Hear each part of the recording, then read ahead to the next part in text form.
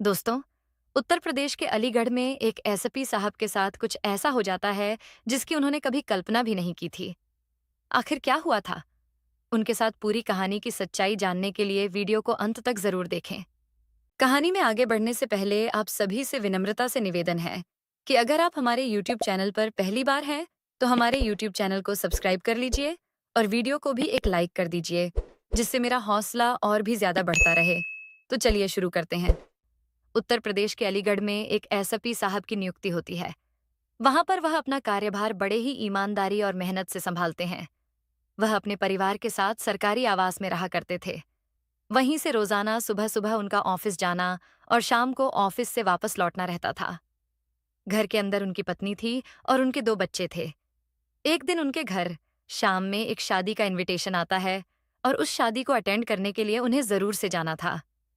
अब शादी के लिए एसपी साहब की पत्नी एसपी साहब को बोलती है और बताती है कि आज शाम को शादी में जाना है, इसलिए आपको जल्दी से वापस लौटना है। तो एसपी साहब कहने लगते हैं कि ठीक है, अगर ऐसी बात है तो मैं अपना काम जल्दी करके वापस लौट आऊंगा। फिर सभी लोग एक साथ शादी में चलेंगे। बात तय हो गई थी। इसके बाद एसपी साहब डेली रूटीन की तरह अपनी गाड़ी में बैठते हैं। उनका ड्राइवर गाड़ी चलाता है और गाड़ी को लेकर वह सीधे ऑफिस पहुंच जाते हैं। ऑफिस में जाने के बाद दिन भर वह अपना काम करते हैं, फाइलों को देखते हैं, शहर की समस्याओं का निवारण करते हैं और सभी काम करने के बाद धीरे धीरे शाम हो जाती है। शाम के समय जब छुट्टी का टाइम होता है, तो एसपी साहब अपने ड्राइवर से गाड़ी लगाने के लिए कहते हैं। ड्राइवर ऑफिस के बाहर गाड़ी को लगा देता है और एसपी साहब आकर उस गाड़ी में बैठ जाते हैं। फिर ड्राइवर को गाड़ी चलाने के लिए बोल देते हैं। अब ड्राइवर जैसे ही गाड़ी चलाता है, तो थोड़ी दूर आगे जाने पर गाड़ी बंद हो जाती है। अब इसके बाद एसपी साहब ड्राइवर से पूछने लगते हैं कि क्या हुआ गाड़ी में और किस वजह से गाड़ी बंद हो गई है। तो ड्राइवर कहता है कि पता नहीं साहब क्या हुआ। फिर ड्राइवर गाड़ी से नीचे उतरता है, गाड़ी को चेक करने लगता है, लेकिन उसे कोई भी बात समझ में नहीं आती है कि आखिर किस वजह से गाड़ी बंद हो गई है। इसके बाद एसपी साहब ड्राइवर से कहते हैं कि भाई मुझे जल्दी जाना है, ये गाड़ी जल्द से जल्द ठीक करो, या फिर ऐसा करो किसी और की गाड़ी ले लो और मुझे घर पर छोड़ दो। इसके बाद ड्राइवर वहीं से किसी की गाड़ी मांगता है। एसपी साहब को घर छोड़ने के लिए ऑफिस के अंदर ही काम करने वाला एक व्यक्ति होता है, जिसके पास गाड़ी थी। उससे जाकर ड्राइवर बात करता है, कहता है कि एसपी साहब की गाड़ी खराब हो गई है, उन्हें जल्दी कहीं जाना है, तो क्या आपकी गाड़ी मिल सकती है? केवल उन्हें छोड़कर घर आना है, उसके बाद आपके गाड़ी को मैं यहीं पर लाकर खड़ी कर दूंगा। तो वह व्यक्ति भी इस मदद के लिए हामी भर लेता है और अपनी गाड़ी की चाबी ड्राइवर को दे देता है। उसके बाद ड्राइवर एसपी साहब की गाड़ी को वहीं पर छोड़कर उस व्यक्ति की गाड़ी को लेकर एसपी साहब को गाड़ी में बैठा लेता है और घर की तरफ चल देता है। ऑफिस से एसपी साहब का आवास लगभग 5 किलोमीटर दूर था और जैसे आधा रास्ता तय होता है, तो तभी आगे एक पुलिस नाका पड़ता है। जिस पुलिस नाके से रोज एसपी साहब गुजरा करते थे और उन्हें कोई भी परेशानी नहीं हुआ करती थी, क्योंकि जो उनकी पर्सनल गाड़ी थी जिससे वह आया जाया करते थे, उसे देखकर पुलिस वाले कुछ नहीं कहते थे। लेकिन आज वह दूसरी गाड़ी में थे और जैसे ही एसपी साहब उस नाके को क्रॉस करने वाले थे, तो वहां के पुलिस वाले एकदम से आकर एसपी साहब को रोक लेते हैं। अब एसपी साहब जब देखते हैं कि गाड़ी को पुलिस वालों ने रोक लिया है, तो एसपी साहब ड्राइवर से कह देते हैं कि चलो देखते हैं ये लोग क्या करते हैं, गाड़ी को रोक लो, लेकिन इन्हें यह मत बताना कि मैं यहाँ का एसपी हूँ। इसके बाद पुलिस वाले ड्राइवर से गाड़ी के कागज मांगते हैं, तो वह कह देता है कि साहब कागज पूरे हैं, कोई भी दिक्कत नहीं है, लेकिन कागज फिलहाल घर पर है, यहाँ गाड़ी में मेरे पास नहीं है। दरअसल यह बात भी एसपी साहब ने कही थी और बताया था कि तुम कागज मत दिखाना, और फिर देखते हैं कि है किस तरह का फाइन मांगते हैं, चालान करते हैं या फिर क्या करते हैं। उसके बाद पुलिस ड्राइवर को धमकाने लगती है, कहती है कि ऐसे नहीं चलेगा, अगर ऐसी बात है तो तेरी गाड़ी हमें बॉन्ड करनी पड़ेगी। अब इस बात को सुनकर ड्राइवर कहने लगता है कि अरे साहब ऐसे बॉन्ड कैसे कर दोगे, हम कोई चोर उचक्के नहीं है। फिलहाल हमें जल्दी एक शादी में जाना था, तो इसी वजह से थोड़ी जल्दी है, इसलिए हम आपसे कह रहे हैं। आप ऐसा करो, आप मेरा नंबर ले लो, मैं कल आकर आपको सभी पेपर दिखा दूंगा और कैसी भी कोई दिक्कत नहीं होगी। लेकिन पुलिस वाले इस बात को मानने के लिए तैयार नहीं होते हैं। एसपी साहब भी पीछे बैठकर पूरा मामला देख रहे थे। फिर वह गाड़ी की खिड़की खोलकर गाड़ी से उतरते हैं। अब एसपी साहब जैसे ही उतरते हैं तो उन्होंने अच्छे खासे सादा कपड़े पहन रखे थे, जो पुलिस वाले गाड़ी को रोका हुए थे। वह उनका सूट बूट देखकर उनसे सर सर कहकर बात करने लगते हैं, क्योंकि उन्होंने अपनी पर्सनल वर्दी तो पहन रखी थी। जो एसपी साहब की वर्दी होती है, उसको उन्होंने उतार कर पहले ही रख दिया था, और न ही उनके पास उनकी सरकारी गाड़ी थी, जिससे वह लोग उन्हें पहचान सके कि यहाँ के एसपी हैं। तो वह सतर्क रहकर उनसे बात करने लगते हैं, और बातों ही बातों में उनसे कह देते हैं कि साहब, ऐसे तो आप नहीं जा सकते। अगर आपको ज्यादा ही जल्दी है तो आपको कुछ फाइन तो देना ही पड़ेगा। इसके बाद एसपी साहब पूछने लगते हैं कि कितना फाइन बनेगा, तो वह बताते हैं कि लगभग 2,000 रुपए बनेगा, और इतना फाइन आपको देना ही पड़ेगा। तो एसपी साहब कहने लगते हैं कि भाई, यह हमारी अपनी गाड़ी है और इसमें कोई भी दिक्कत नहीं है, सभी कागज हमारे पास हैं। लेकिन फिलहाल घर पर रह गए हैं तो कल हम आपको दिखा देंगे। ड्राइवर जो भी कह रहा है सही तो कह रहा है, इसमें कौन सी परेशानी है। लेकिन पुलिस वाले एएसपी साहब की भी मानने से इनकार कर देते हैं।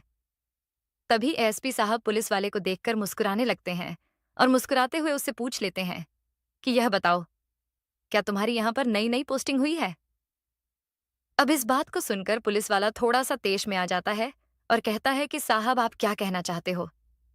मैं तो यहां पर पिछले 2 सालों से काम कर रहा हूं, आपने मुझसे यह बात क्यों पूछी? उसके बाद एसपी साहब कहते हैं कि भाई, मैं इसलिए पूछ रहा हूं कि अगर तुम पिछले 2 साल से यहां ड्यूटी कर रहे हो तो क्या तुम मुझे नहीं जानते? अब इस बात को सुनकर पुलिस वाला थोड़ा हैरान हो जाता है और सोचने लगता है कि कहीं ऐसा तो नहीं है कि है कोई बड़ा अधिकारी हो जिसको मैं नहीं जानता हूं। इसके बाद पुलिस वाला कहता है कि नहीं साहब, मैं आपको नहीं पहचानता हूं, बताइए कौन हो आप? मैं तो नहीं जानता आपको। उसके बाद एसपी साहब मुस्कुराते हुए उससे कह देते हैं कि मैं यहाँ का एसपी हूँ, और मैं अक्सर इसी रोड से आया जाया करता हूँ। लेकिन जब मैं रोज अपनी गाड़ी से जाता हूँ तो आपने मुझे रोका नहीं। आज मुझे जल्दी है और मैं जल्दी में मुझे कहीं जाना है, इसी वजह से मैं किसी दूसरे की गाड़ी अपने साथ ले आया हूँ, क्योंकि हमारी गाड़ी खराब हो गई थी और आज आपने मुझे रोक लिया और मेरे साथ इस तरह का व्यवहार कर रहे हैं। अब इस बात को सुनकर पुलिस वाले सकपका जाते हैं। वह सोचने लगते हैं कि एसपी साहब हैं तो हमारा बहुत कुछ कर सकते हैं, और इनसे ही हमने पैसे मांग लिए। दरअसल पुलिस वालों ने उनसे कुछ ऐसे पैसे मांगे थे, बगैर चालान करने के उनको वहां से निकालने के लिए एसपी साहब उनको समझाने लगते हैं और कहते हैं कि ये बताओ भाई, जब तुम हमसे ऐसा व्यवहार कर रहे हो तो तुम आम लोगों के साथ कैसा करते होंगे? क्या उनके साथ व्यवहार रखते होंगे? इसके बाद पुलिस वाले हाथ जोड़ लेते हैं और हाथ जोड़कर कहने लगते हैं कि सर, ऐसी बात नहीं है। दरअसल जो भी हम यहाँ से पैसा वसूल करते हैं, उन पैसों को ऊपर तक पहुंचाना पड़ता है, इसमें सभी को देना पड़ता है। तो एसपी साहब इन सभी बातों को सुनते हैं और सुनने के बाद कहते हैं कि ठीक है, ऐसी बात है, तो मैं इन सभी चीजों पर बाद में गौर दूंगा, लेकिन अभी मुझे कहीं जल्दी जाना है। आप लोग आगे से हटी, मुझे जाने दीजिए। इसके बाद एसपी साहब गाड़ी में बैठ जाते हैं और वहां से सीधा अपने आवास पर पहुंच जाते हैं। आवास पर पहुंचने के बाद ड्राइवर गाड़ी को वापस ले जाता है और उस व्यक्ति को दे देता है। ड्राइवर अपनी गाड़ी को मैकेनिक के पास ले जाता है, वहां पर उसे ठीक करके वापस एसपी साहब के पास पहुंचता है और उन्हें उस फंक्शन के लिए ले जाने लगता है। एसपी साहब का पूरा परिवार और फंक्शन के लिए तैयार हो गया था।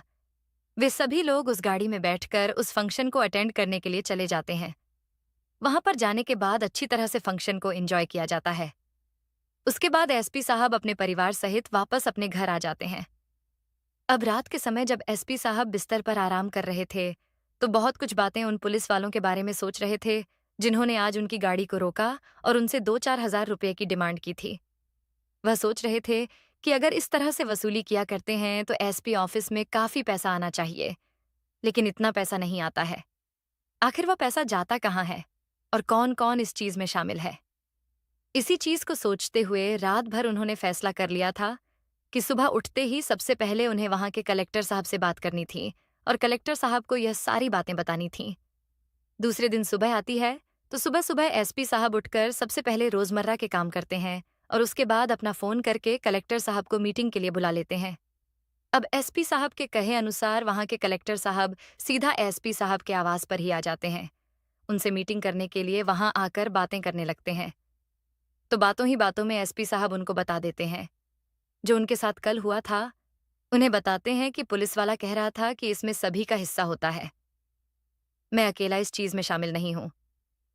इस बात को सुनकर कलेक्टर साहब भी बड़े हैरान होते हैं और इसके बाद वह इस मामले की तह तक जाने की कोशिश करते हैं।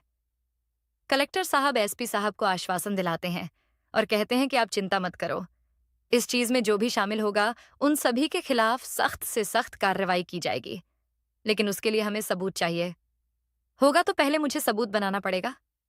इसी चीज को सोचकर कलेक्टर साहब वहां से चले जाते हैं और मन ही मन सोचने लगते हैं कि ऐसा क्या किया जाए जो उन सभी लोगों को रंगे हाथों पकड़ा जाए। इसके बाद कलेक्टर साहब मन के अंदर कुछ बातें सोच लेते हैं और उस बात पर काम करने का फैसला करते हैं। इधर जो पुलिस वाले थे, उन्हें इस बात की कोई खबर नहीं थी, न ही यह भनक थी। तुम्हारी बात कलेक्टर साहब तक पहुंच गई और कलेक्टर साहब ने भी इस बात को गुप्त रखा था, क्योंकि जब से एसपी साहब से मिलने के लिए गए थे तो वहीं पर उन्होंने इस बात का फैसला कर लिया था कि इस मामले की तह तक जाना है, और तह तक जाने के लिए इस बात को गुप्त रखना बहुत जरूरी है। अब पुलिस वाले इसी तरह से गाड़ियों को रोककर पैसा मांगा करते और चालान का डर दिखाकर उनसे कुछ पैसे एंठी लिया करते। लगभग 6 दिन बाद पुलिस वाले एक और गाड़ी को रोकते हैं, जिस गाड़ी की हालत काफी ज्यादा खराब थी। यानी कि आप कह सकते हो कि वह गाड़ी रोड पर चलाने लायक ही नहीं थी। इसके बाद जैसे ही उस गाड़ी को वह रोकते हैं तो उसके अंदर एक साधारण सा व्यक्ति सादे कपड़ों में बैठा हुआ था। उसकी लंबी लंबी दाढ़ी मूछें थीं और माथे पर उसने गमछा बांधे रखा था। उसके बाद पुलिस वाले उस गाड़ी को रोककर उससे कहने लगते हैं कि हाँ भाई, ये गाड़ी तो रोड पर चलेगी ही नहीं और इसको तो सील करना होगा।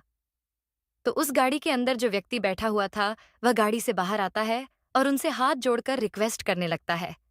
कहता है कि साहब ऐसा मत करो, ये मेरे पिताजी की आखिरी निशानी है और इस गाड़ी को आप सील मत करो। आपको जितने भी पैसे चाहिए उतने पैसे मैं आपको दे दूंगा, लेकिन आप इस गाड़ी को जाने दो। मैं आज के बाद यहां से गाड़ी को नहीं निकालूंगा। इसके बाद पुलिस वाले उसे कहते हैं कि अगर तुम इसे छुड़ाना चाहते हो तो तुम्हें इसके लिए काफी ज्यादा पैसे लगेंगे और तुम्हें 15,000 रुपए देने होंगे। इसके बाद वह गाड़ी वाला कहता है कि साहब ये तो बहुत ज्यादा है, इतने पैसे मैं आपको नहीं दे पाऊंगा। आप ऐसा कीजिए, आप मुझे आज जाने दीजिए। उसके बाद मैं अपनी गाड़ी को घर पर ही रखूंगा और इसे निशानी के तौर पर ही घर में रख लूंगा। इस बात को सुनकर पुलिस वाले उससे कहने लगते हैं कि ऐसा नहीं हो सकता है, आपकी गाड़ी पकड़ी जा चुकी है और अब आपको इसको सील कराना होगा। तो गाड़ी वाला कहता है कि नहीं साहब, ऐसा मत कीजिए, कुछ पैसे कम कर दीजिए। अगर आप पैसे कम कर दोगे तो मैं आपको पैसे दे दूंगा ताकि मैं अपनी गाड़ी को अपने साथ ले जा सकूं। अब उसके बाद पुलिस वाला उस रकम को घटाकर 8,000 रुपए कर देता है और 8,000 के लिए वह गाड़ी वाला भी मान जाता है। गाड़ी वाला अपने पर्स से 8,000 रुपए निकालता है और उस पुलिस वाले को दे देता है। पुलिस वाला उन पैसों को लेकर चुपचाप से अपनी जेब में रख लेता है और कहता है कि खामोशी से निकल जाओ, आगे किसी को कानो कान खबर ना हो जाए। इतनी ही देर में वहां पर 2-3 गाड़ियां आती हैं, जिन गाड़ियों के अंदर एक अलग तरह की टीम थी जो रिश्वतखोर पुलिस वालों को पकड़ा करती थी। वह आते हैं और उस पुलिस वाले को रिश्वत के पैसों के साथ रंगे हाथों पकड़ लिया जाता है। और जैसे ही उसको पकड़ा जाता है तो वहां के सभी पुलिस वालों में इस बात के लिए हड़कंप मच जाता है। कलेक्टर साहब ने अपनी शर्ट के बटन में लाइव कैमरा भी लगा रखा था, जिसके लाइव रिकॉर्डिंग वह लोग देख रहे थे जो रिश्वतखोरी को रोका करते हैं।